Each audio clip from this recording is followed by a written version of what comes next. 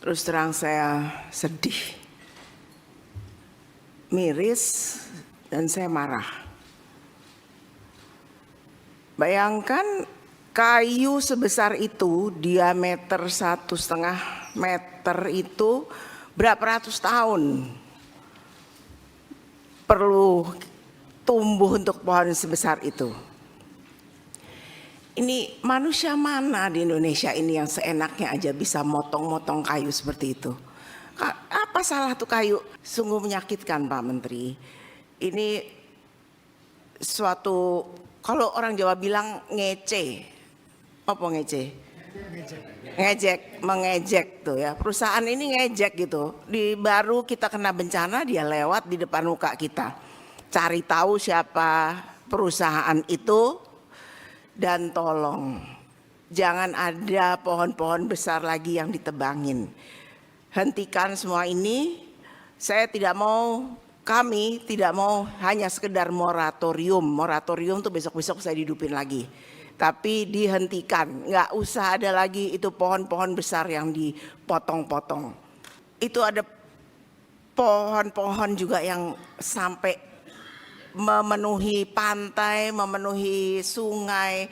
Itu kan bukan hanya itu, akibat apa? Ya tadi Pak Alex bilang,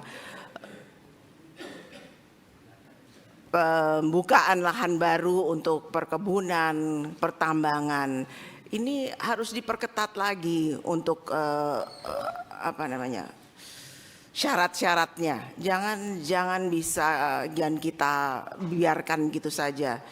Sudah cukuplah ini, jangan lagi ke depan mau siapa kayak itu di belakangnya, mau bintang-bintang kayak mau apa. Kita ini mewakili rakyat Indonesia yang begitu banyak, serta masih adanya saudara-saudara kita yang dinyatakan hilang.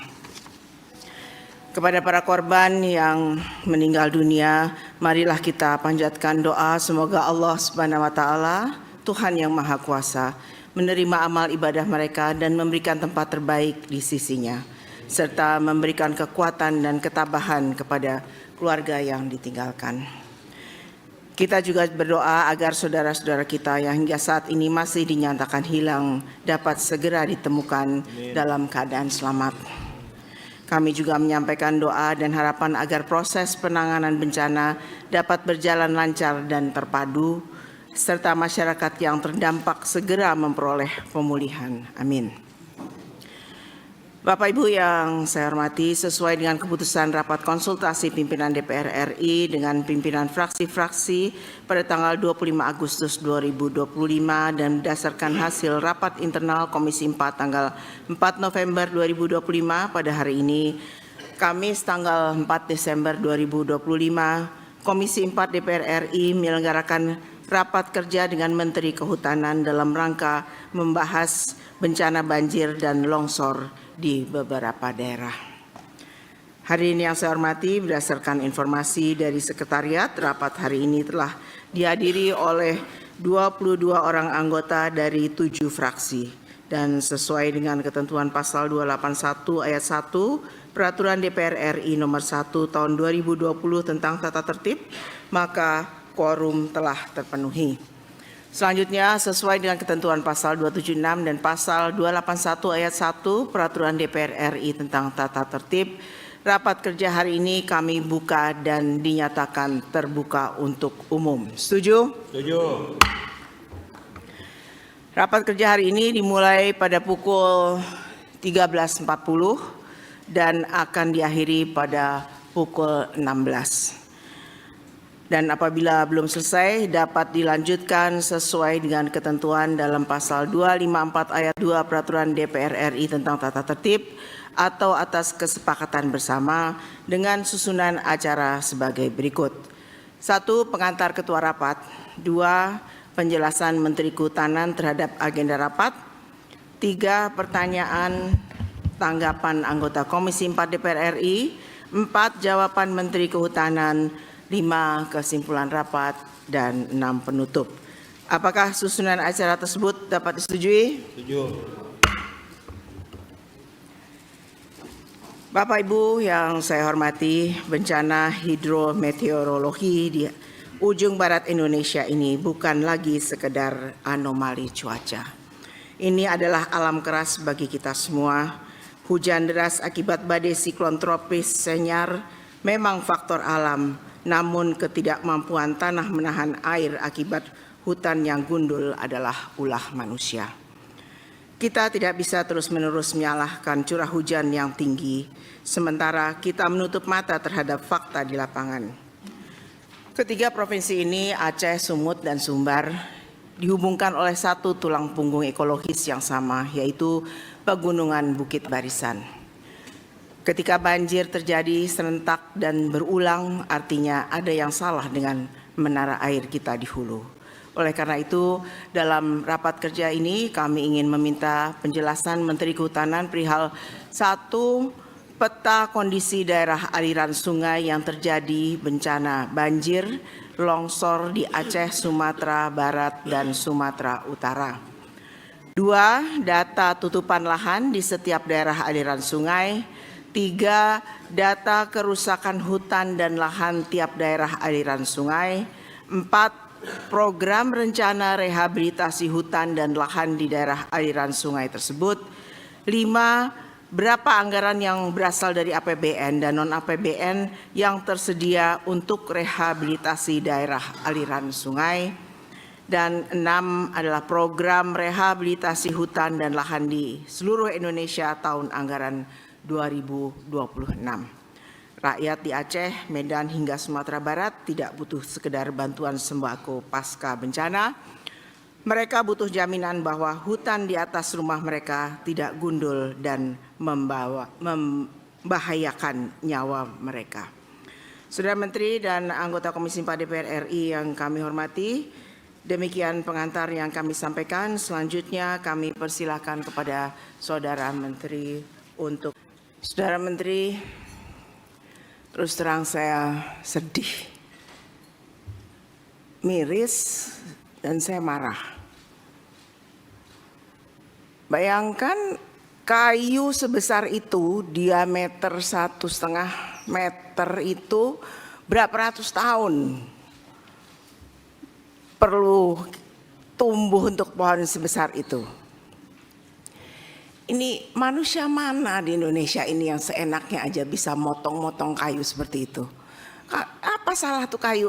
Dia bikin salah tuh pohon tuh apa? Dia bikin begitu banyak kebaikan buat manusia. Pencegah erosi, memberikan udara, menyaring udara yang segar buat manusia. Kok dipotong gitu aja?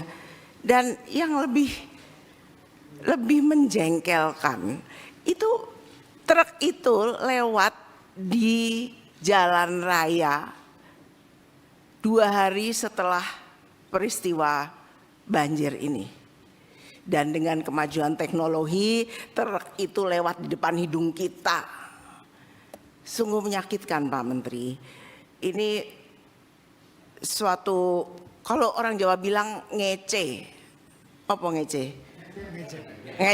Mengejek tuh ya. Perusahaan ini ngejek gitu. Di baru kita kena bencana, dia lewat di depan muka kita. Ini suatu suatu hal yang menyakitkan dan menghina rakyat Indonesia. Saya minta kepada Pak Menteri untuk cari tahu siapa perusahaan itu dan tolong jangan ada pohon-pohon besar lagi yang ditebangin. Hentikan semua ini. Saya tidak mau, kami tidak mau hanya sekedar moratorium. Moratorium tuh besok-besok saya hidupin lagi. Tapi dihentikan, nggak usah ada lagi itu pohon-pohon besar yang dipotong-potong. Kita setuju semua ya teman-teman ya. Kemudian itu ada pohon-pohon juga yang sampai memenuhi pantai, memenuhi sungai. Itu kan bukan hanya itu akibat apa? Ya tadi Pak Alex bilang pembukaan lahan baru untuk perkebunan, pertambangan. ini harus diperketat lagi untuk syarat-syaratnya. Jangan kita biarkan gitu saja. Sudah cukuplah ini, jangan lagi ke depan mau siapa kayak itu di belakangnya, mau bintang-bintang kayak mau apa. Kita ini mewakili rakyat Indonesia. Bapak juga ditunjuk sebagai pembantu presiden yang dipilih oleh rakyat Indonesia. Kita tegakkan hukum yang setegak-tegaknya. Siapapun itu kalau memang merugikan bangsa dan negara, merusak tanah dan hutan kita, ditindak aja. Bapak nggak usah takut-takut. Kami di belakang Bapak. Baik, silakan Pak Menteri untuk memberikan tanggapannya atas pertanyaan-pertanyaan dari kawan-kawan. Terakhir Bu Titi, terima kasih atas motivasi Ibu, peringatan Ibu kepada kami. Sekali lagi ini memang truk yang tadi nampak di mata kita ini betul-betul lelucon sekaligus menghina kami di Kementerian Kehutanan. Insya Allah nanti saya akan tugaskan Pak Dirjen Gakum, tapi tentu juga dengan Satgas PKH kalau bisa betul dicari perusahaannya apa itu, dan harus bisa Pak Dirjen Gakum ya, agar kita saksikan, tunjukkan kepada publik lebih banyak lagi bahwa negara hadir dan ada deterrent effect terhadap orang-orang yang memang melakukan illegal logging selama ini. Sekira demikian yang bisa saya tanggapi. Mohon maaf apabila ada kekurangan, saya kembalikan kepada Ibu Ketua. Terima kasih. Baik, terima kasih Pak Menteri atas jawaban-jawabannya. Ini ada anggota-anggota yang masih belum puas mau melakukan pendalaman.